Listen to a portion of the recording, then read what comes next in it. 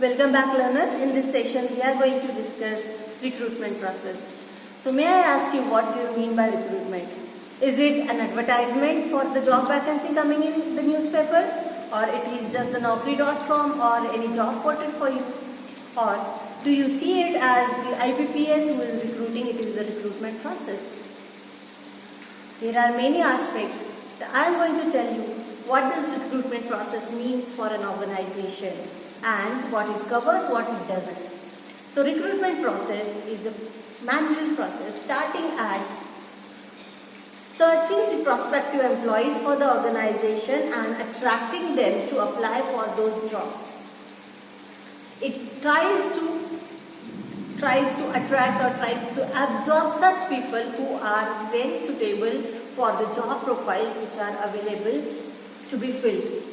So this process aims at submitting those shortlisted applications to the selection department, where onwards the selection departments pick some of them for the right positions and at the right place. So the recruitment can be planned, anticipated or unexpected. This process is a systematic process and it starts at identifying the vacancies. So first thing happens in recruitment process is identifying the vacancies to be filled. Please remember that recruitment happens for the vacant positions which are at the present or likely to be opened up in the near future. So once these vacancies are identified, job descriptions and the person specifications are prepared by the organization. Friends, these needs experts and sometimes even the psychologists to design all the procedure and also the recruiting or selecting criteria for the applicants. The next thing comes is, after the job descriptions and job specifications are ready, they are to be communicated to the people and these positions are made open to be applied for them. So it is called as advertising the vacancies, which may happen through digital portals, newspapers, employment newspapers, or even the internal employee referrals. Nowadays, even WhatsApp and some informal communication systems are also being used as the official groups to let people know about the vacancies so that they can reach to the particular portal and apply their own. Managing the responses. Once these advertisements are floated, these companies start accepting the responses. These responses are again to be shortlisted. Nowadays, as we have seen in the last lectures, there are many softwares which are available and which are helping the HR department to very well scrutinize and to minimize the time for this scrutinizing. So they will segregate the data according to places, age, genders, or even the qualifications of the applicants. Once these responses are managed, the shortlisting procedure starts. For the shortlisting, the company has to fit some criteria in which the candidate should fit in. The arrangements of interviews are planned and done. So candidates are communicated that okay, on this day you may appear for the interviews. Nowadays, because of the pandemic, there is also a telecommunication or telephonic interview round or online interview, online examinations for the interview or shortlisting the candidates are going on. Friends, when there are big companies hiring many candidates, they have huge responses and it becomes very difficult for them to shortlist these candidates at the first go. So sometimes they increase the procedure or steps into the recruitment process. The filtration happens at various levels and sometimes they also go on, talk 2 minutes on your favorite topic. So in this process, the company is probably trying to search for the candidate to pass the minimum criteria of fluent communication. So this is how then they can have written examinations, then there are technical and HR rounds. So technical rounds are usually the rounds which are field specific, like for the financial analyst, the technical round would involve the questions related to finance and its various procedures. So after shortlisting and arranging the interviews happens. Interviews are expert design interviews, and they try to find out whether they can have an exact fit for the position. They conduct the interview and decision making is done. So once the candidates are shortlisted, their applications go to the selection department. At this place, at this stage, the recruitment process gets over. Now, let us see, before I move to some examples of recruiting agencies in India, let us see what are the sources of recruitment these companies follow. Internal and external sources, very easy to understand, but they are very first is the promotions. As an internal source, the recruitments are done through promotions, transfers, then employee referrals. Former employees may reapply, or there are some compassionate applicants who made it to create their own place in the company.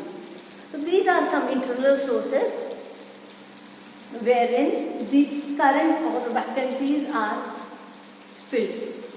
Other is external sources. External sources which are popular, and you also might be applying through these sources only. So to any organization after your MBA. So college recruitment or campus recruitment, campus placements are the popular source of recruitments among these companies. Competitors and other firms, sometimes they also recruit. I will explain how this happens. Then there are employment agencies which you might be knowing very well. Nowadays there is Indeed, Shine.com, Naukri.com, or even the LinkedIn. These are the placement agencies which are working for some organizations to find the best suitable fit for them.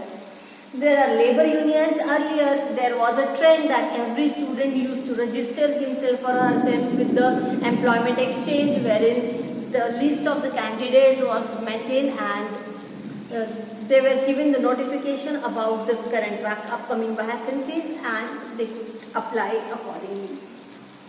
So executive search firms are also there, and internal associations also work to provide as a enriched source of recruitment. And there are media sources. So altogether these are the sources of recruitment, and let us see how IBPS or UPSC for Government of India, it is an recruiting agent. So you all know that nowadays you might have also applied for IBPS, which conducts the entrance exam or qualifying exam for various banks. So it has 19 banks under it listed. This came into the picture when there were every organization or every bank was advertising their vacancies, and everybody used to pay the fees to the for the recruitment, and they used to apply and they used to appear for such examinations. So it was overlapping, it was more and more money going into the examination fees only. So the IBPS came into the picture when they found out that there is only one criteria to be applied for recruiting the people for banking industry.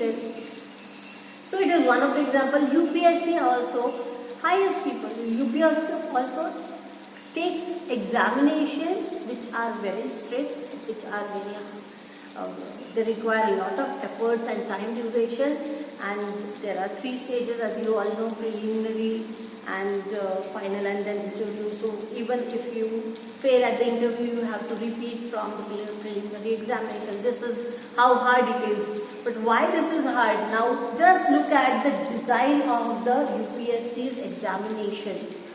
Okay.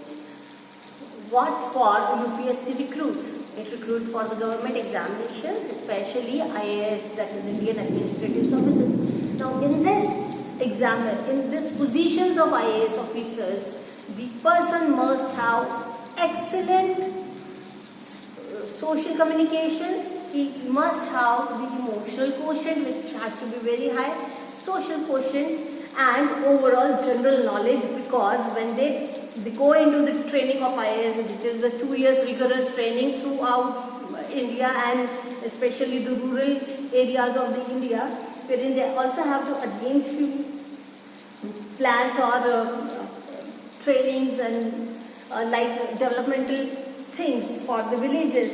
So they have to undergo this. So they have to be mentally very strong, and to have that strength or to check that strength, this examination becomes stringent for them. Yes, I would also name here the Randstad. It is one of the recruiting agency for the corporates, which is very popular.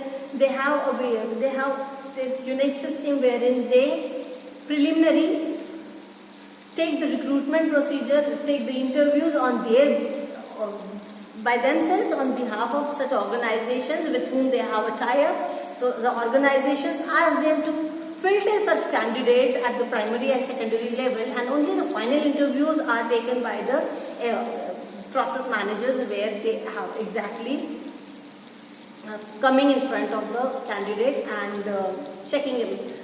So the Randstad also prepares the candidates with those foundational or those all preparations which are required for the interview. So they might give with the interview material, or they might help you with the topics to be prepared, and so on.